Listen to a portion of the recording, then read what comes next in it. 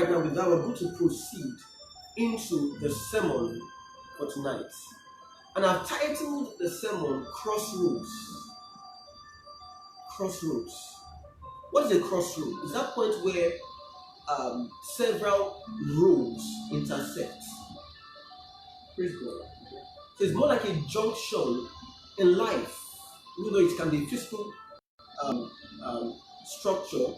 But in life, we come to that point where we have to make a decision. But we are open to so many decisions, we don't know which one is God's choice for our lives. It's a crossroad in life. Praise God. And we have all at some point found ourselves in such a situation. Even some of you now who are listening to me may be in that situation right now.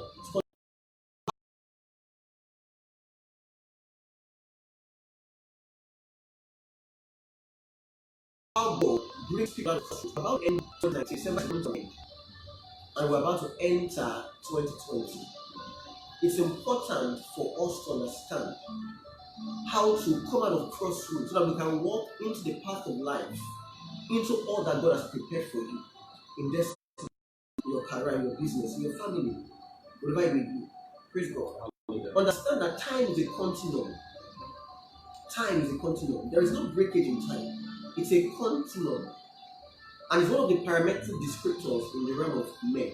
The other is space and matter. Distance or displacement and matter. The third is time. But you see, God has helped us to divide time or eternity into portions so that we can understand His move in several dispensations of men. But time is a constant. Making sense. For example, when the Ark of Noah came and rested upon the mount called Ararat, he opened a window in the ark and he let forth a raven, number one. Number two, he let forth a dove and went and saw no resting place and returned. Number three, he sent forth that dove again, but the dove went this time around and came back with an olive plant. The first time he sent that dove and he went and never came back.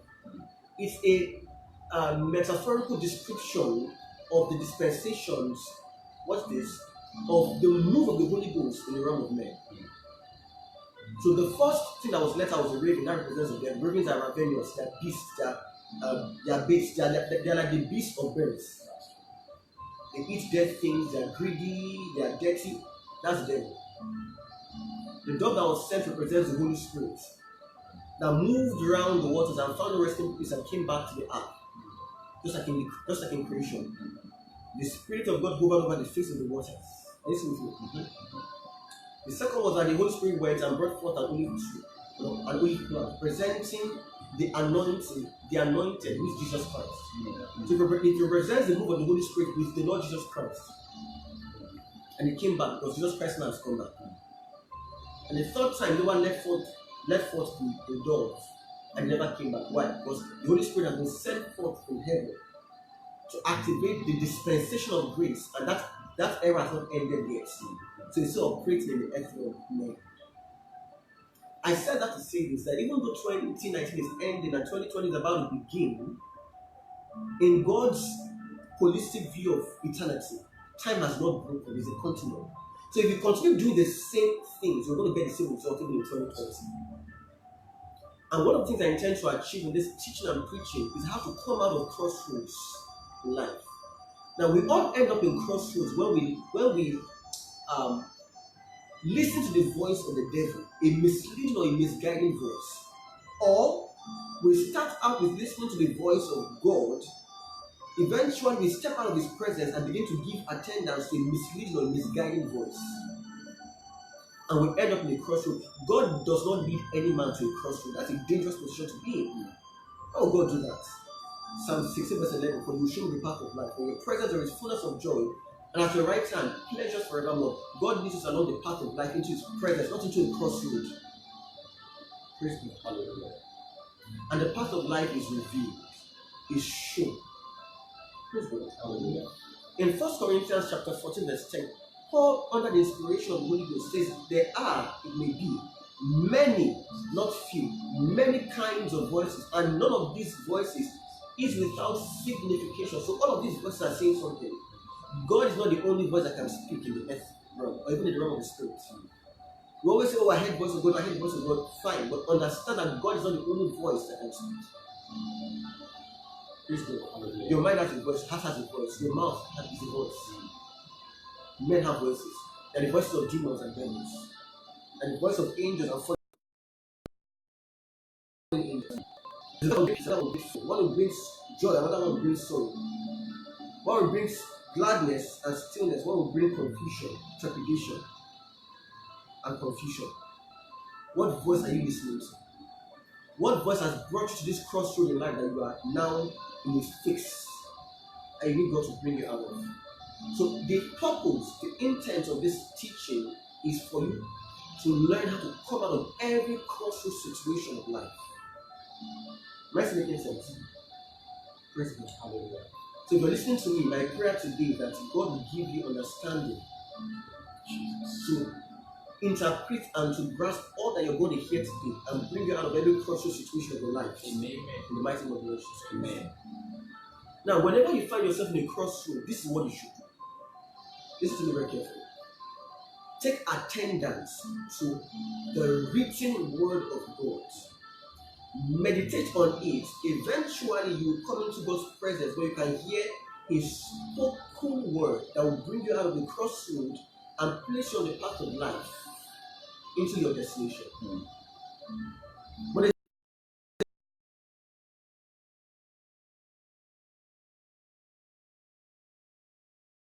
the gospel around this, you will start with the written word, you hear the spoken word. Start with the Logos word, where end up with the word. Start with the still waters of his written word, we end up with the flowing waters of his spoken word. Might it make sense?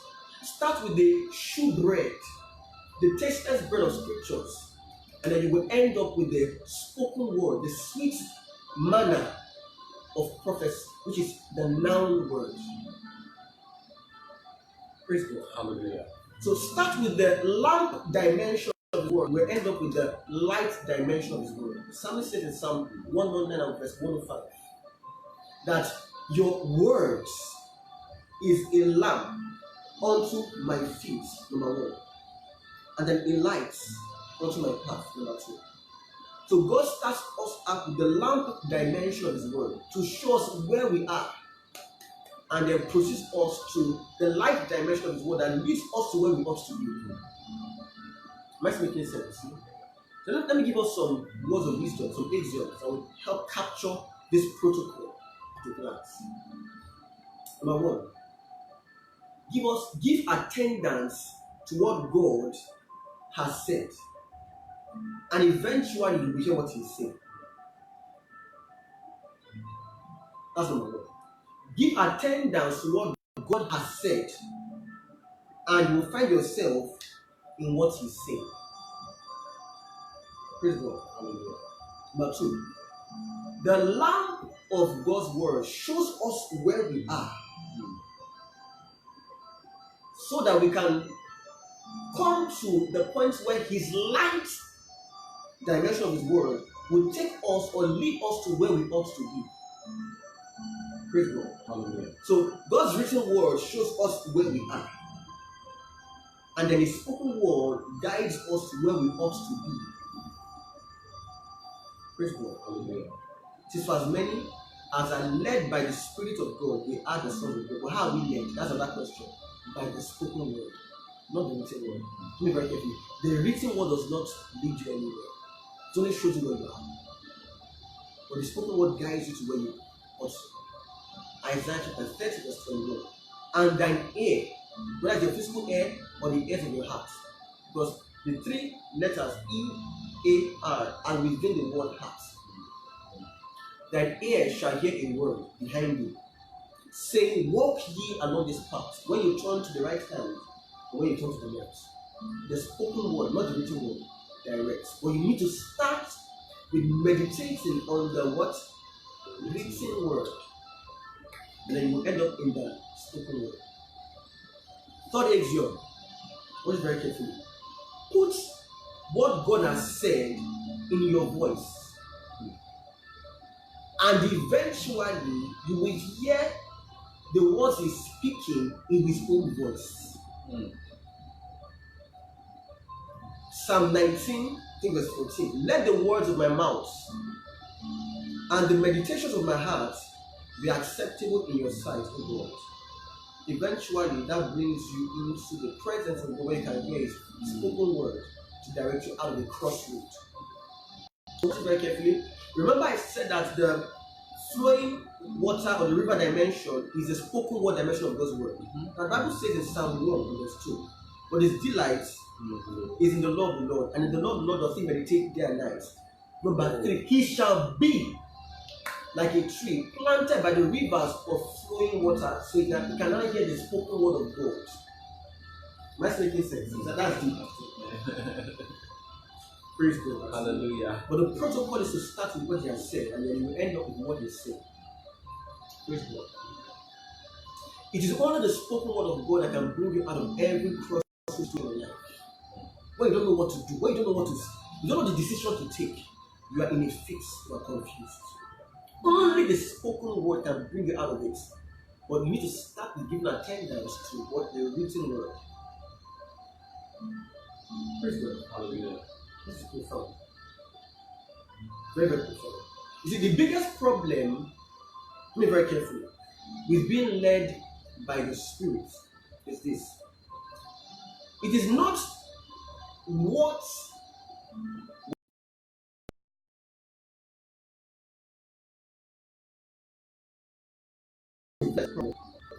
is like when God says go to A, that is the what. But how do I go to A? The how is a problem. The how is the place where most believers and most prophets visit, not the what. Go to A is the what. It's very simple. But how do I go to A? Is where most people are misled and misguided, and they now end up in a crossroad. And they thought, but I heard the voice of God. You did hear the voice of God. You heard the what, but you do not know how to hear the how. So you find yourself in a crossroad and you fix. And I pray for you today that the Lord shall bring you out of every fix, every crossroad of your life. Amen. In the mighty name of Jesus Christ. Amen. Praise God. Hallelujah. But let me say something before I go to the last portion of the sermon and go to close. How do you engage?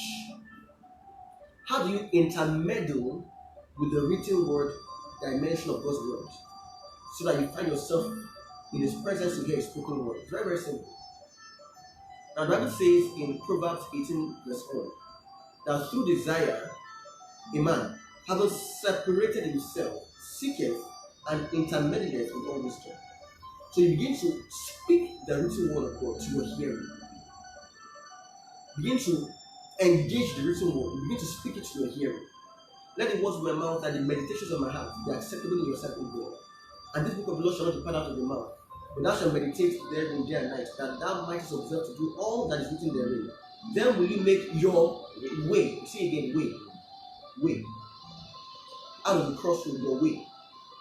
And you shall have good success. Joshua chapter 1 verse 8. And let me be very careful. There is power in your voice when you engage it with the written word of God. Let me tell you why. There is no voice louder and more consistent to your ears than your voice. Not even the voice of God. Do you hear what I said? No. And more consistent to your hearing than your own voice. Not even the voice of God. That's why you need to give attendance. You need to cherish your voice. You need to use your voice. The power of death and life lie in your tongue. And those that love it or those that engage it shall reap its fruit thereof. Proverbs 18 verse 21. Praise God. Hallelujah. Making sense? Hallelujah. Now, watch it very carefully. Why is your voice the most powerful voice you're hearing? And then I'm going to tell you why. Anywhere your ears go, your mouth follows. That's the one. Anywhere your ears go, your mouth follows as well. Praise God. Hallelujah. Number 2, your voice can speak to your hearing even when your external ears are shut. You can try it. You know why? Because your voice speaks through your external ear and your middle ear, but the voice of men speaks through your external ear. So when you shut your ears, you can't hear them, but you can hear yourself. You can try that right now. It's a very simple experiment.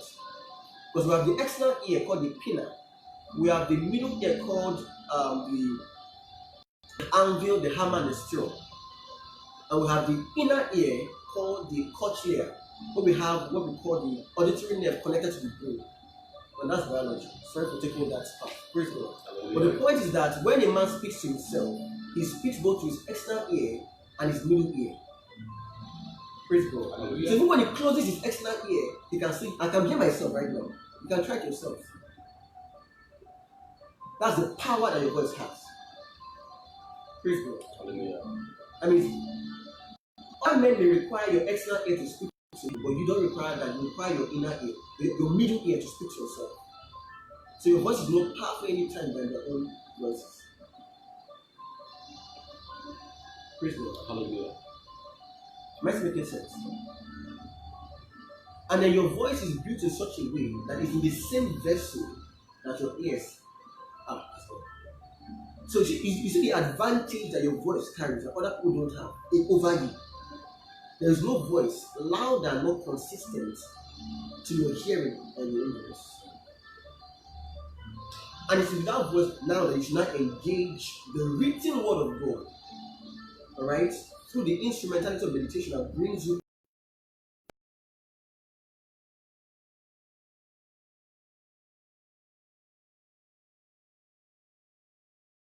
into the presence of God. Out of your mouth. Hallelujah. Very, very good. Do that, and then you end up in the presence of God where you cannot hear the spoken word that brings you out of that crossroad situation. Praise God. Hallelujah. This is very, very good. Praise God. Hallelujah. So the psalmist says in Psalm 23 and verse 1, the Lord is my shepherd, I shall not want. He makes me to lie down in green pastures. He leads me beside the still waters. He restores my soul. That's the greatest word mentioned. Still waters, pastures. And he says that he leads me in the path of righteousness, the path of life. Am I making sense? When you have done due diligence to the written word, you are introducing to the spoken word dimension, which is the path of life, the path of righteousness that leads you away from that crossroad situation. Praise God. Hallelujah. This is good. And then, in conclusion, let me just say this. Even while we are trying to hear the voice of God, and we're trying to walk along the path of righteousness and life into our destinations, our destinies, and all that God has said, prepared for us, we need men to be there to guide us. Praise God. Hallelujah. And there are two important offices in the body of Christ that will help you to achieve this. Praise God. In Ephesians chapter 4 verse 11, the Bible says, and some he gave to the apostles, prophets, evangelists, pastors, and teachers, for the perfecting of the saints, that they may do the work of ministry, and that we may all come that we may call that, and that the saints may be edified. Praise God.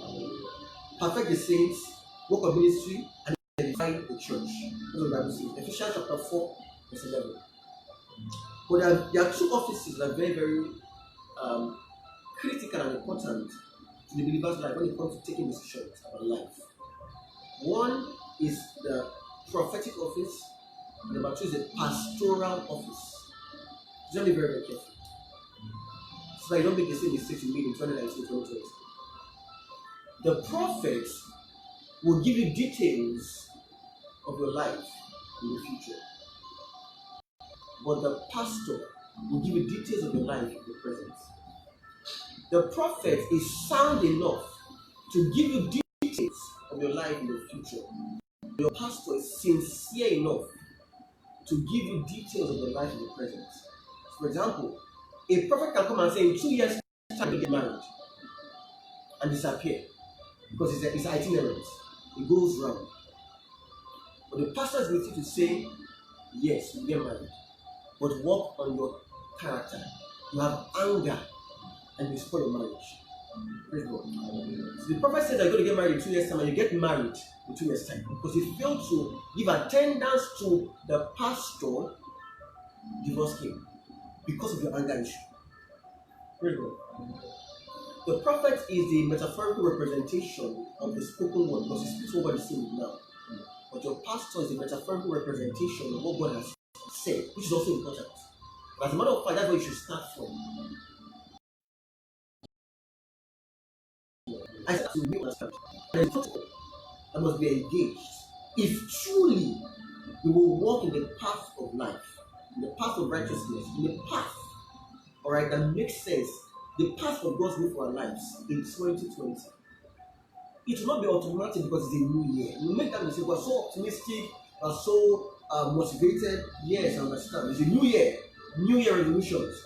But if you repeat the same mistake of 2019, you'll see the same results in 2020. But may that not be your portion in the mighty name of Jesus Christ. Amen. So wherever you are, bow your heads and close your eyes. And ask the Lord to breathe upon what you have heard, his understanding. It's also called the breath of life. To give interpretation to all that you've heard tonight. Lift your voice and pray wherever you are. And I pray for your people that all that they've heard, they will understand. You will give interpretation, you will take it to a deeper level for them. And that they will be able to know, understand, apply, and see the results. In the mighty name of Lord Jesus Christ. We thank you, Lord, for answering our prayers. Lord, be blessed and be highly exalted in the mighty name of your Son and our Savior Jesus Christ. Amen. We pray. Amen. And God